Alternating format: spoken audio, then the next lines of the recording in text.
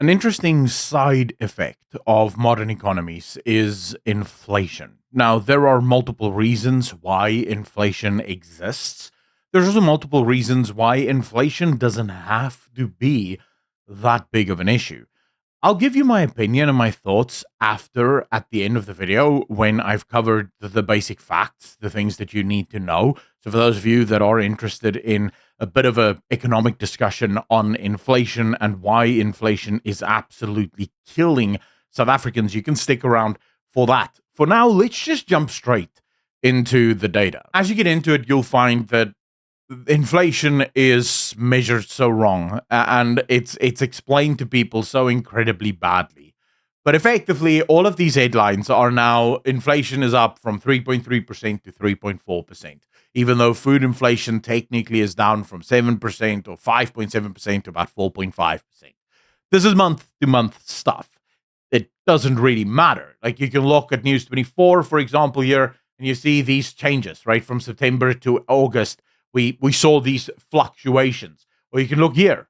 This is the one that matters way more than this one. Because this month-to-month inflation is usually just based on whim, sentiment, and shock factors, right? It's shock inflation. It's very silly to track this. The one that you want to track is persistent inflation. And year-on-year inflation really can start to give you a bit of information about what is actually going on in your country. And here you'll see that while some things have come down, the things that have gone up way more than the things that have started to come down. And we're seeing beef prices absolutely soar as a result of foot and mouth. But now we're also seeing chicken, lamb, and pork following suit, also starting to see massive increases across the board. This isn't just because of diseases. This isn't just because of shock inflation. This is what I expect, or suspect rather, I should say, is because of losing AGOA. Losing access to the American markets means that a lot of our farmers that previously enjoyed very good money from the Americans now have to find that money among South Africans. That means that they're going to increase their prices. Yes, we might get better quality meats. Yes, we might get more meat, but we're also going to be paying a lot more for it, since the base stuff in South Africa is almost always exported to other countries. And as it turns out, China just doesn't buy as much. That's just a fact, right? The South African government pounded their chest for a while, saying we'll just replace America with other trading partners. And then last month, we covered the story where South Africa desperately tried to get the deal back on the table with America, because it turns out the other partners are already trading everything that they need.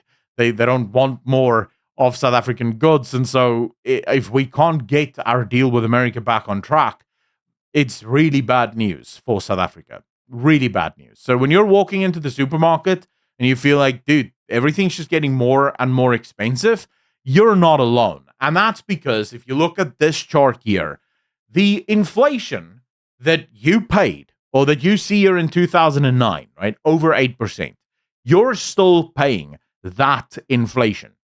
Inflation does not reset every single year. It doesn't reset every single month. This is a compounding interest rate. It will constantly go up. The big problem is that looking at the inflation targets of South Africa, we have the Reserve Bank on November the 20th meeting to figure out whether or not they're going to lower interest rates from 7% downward. Previously, a lot of economists thought that we might see a 50 basis point reduction. Some people even said maybe we'll see a whole point reduction in inflation or interest rates, which would have been phenomenal for a lot of people that own cars, own homes, or have any sort of loan from the bank. This data, the fact that we're seeing upward trends, that's going to make the Reserve Bank a little jittery. The last thing you want to do as a central bank is when inflation starts to trend upward is lower in interest rates. Because if that upward trend is actually indicative of a much larger upward swing, the lowering of interest rates will absolutely explode that. So you're going to be careful. Even if it's only a short blip, and actually we shouldn't be too worried, the Reserve Bank will actually just opt to wait. Keep it at 7% and let's see what happens. There's upsides and downsides to this. Now, why is inflation endemic or built into the system? And why is it so bad in South Africa specifically? Inflation is baked into the system because of how our system is designed. If banks didn't lend money for cars and homes, we would see very little inflation. Economic theory, almost all of the data models show the same thing. When banks lend money to people to create products, we see deflation taking place. Things get cheaper over time.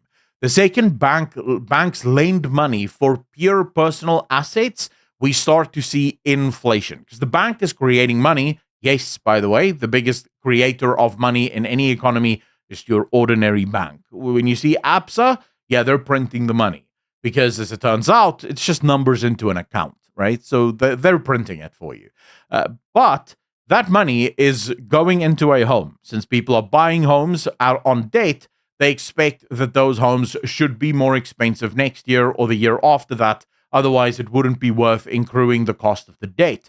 This forces an inflationary system. But that doesn't explain why your milk is going up every single year. For that, you have to understand the economy. You see, inflation kept low enough and economic growth kept high enough will actually equal out over time. So if you have inflation at, say, 2.5%, but you have economic growth at, say, 2.5%, it stands to reason that as the economy or the currency technically weakens, the economy growing strengthens the currency and therefore it remains on parity. There's nothing wrong with that. It just means that prices aren't really going up, aren't really coming down. And as your economy enters an economy of scale, things are just automatically going to become cheaper because factories can produce more stuff more cheaply. So you will actually see prices fall over time, even though the currency is technically not losing any value.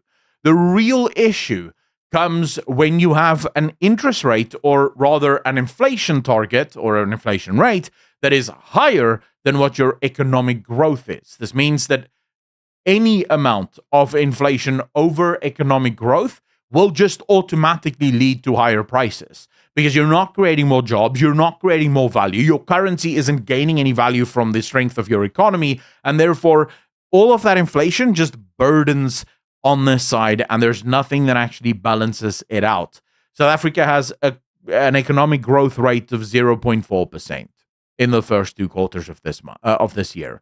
We have inflation sitting at between 3.4 and maybe even as high as 7% because the real value is not what you get from the government, because if something gets too expensive, the government just excludes that quietly, pushes that to the side. Okay, no one's going to buy this very expensive beef. We'll just put chicken in there, right? Even though, yes, people might still buy beef, you should never mind. That's getting into a whole separate bag of weeds. The point is that we should be very worried. South Africa is already struggling. South Africans are already struggling. I'm assuming most of you are suffering, trying to make ends meet. And we have an economy that isn't growing. We have inflation that might start to tick upwards. And I think it's going to get worse as people lose more jobs, as the effects from the tariffs in America continue to show their ugly side. I think we're in for a hell of a ride. Ladies and gentlemen, as always, it has been my absolute honor to take you through the news, bring you some information. I know it's not good, but if you would be so kind as to hit that like button, and, if you liked, of course, you can hit the dislike button if you want. It's also free of charge, but I do genuinely appreciate any and all of you for watching. A massive shout out and a thank you to all of the patrons as well as the YouTube channel members for continuing to support this channel. And then, to become a patron, you can hit the link in the description down below or the join button right below this video. As always, ladies and gentlemen, be good to each other, be kind to each other, and I will see all of you in the next one. Peace.